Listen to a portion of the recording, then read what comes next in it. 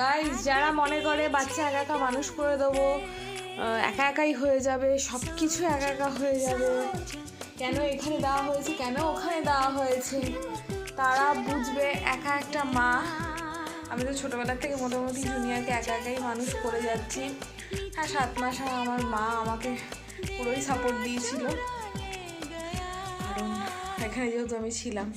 আর এখন আমি বুঝতে পারছি, মানে কলকাতায় থেকেও আমার কোনো শান্তি নেই। ভালো ভালো করে যাচ্ছে, দেখতে পাচ্ছ। মানে এখানে চিনি ফিনি ফেলে তোমরা দেখলে তো একাকার করে দিয়েছে। এখন খাটটার মধ্যে চাদর পাচ্ছি, তাতেও আমার শান্তি নেই। 14 বার করে এখানে এসে আমাকে বলতে হচ্ছে যে চুপ করে বস, চুপ করে বস। ওখানে দিয়েছি খেতে, সেগুলোকে নিয়ে খাবারগুলো দেয়ালের মধ্যে ঘষছে। কথা শুনছো না কেন? আর এইভাবে ওকে আটকে রেখেছি। মানে ছোটবেলায় তো ওই হাই চেয়ারের মধ্যে আটকে রাখতাম, আর এখন এইভাবে আটকে রেখেছি। এখন তো হাত পা হয়ে গেছে, এখন তো আর ওইভাবে আটকাতে পারবো না। এই কারণেই আমি ব্লগ ভিডিও করি না এখন, বুঝতে পারছো? আমার যা ঝাঁকানাকা অবস্থা হয়, তোমাদের সকলে ধারণা কল্পনার বাইরে। আমার এখন পুরোপুরি নিজের মনে হচ্ছে যেন জ্বর এসছে। কিন্তু জ্বর আসলে তো চলবে না বস। এখানে যে চিনিময় জায়গাটা আছে সেটাকে নিট অ্যান্ড ক্লিন করতে হবে।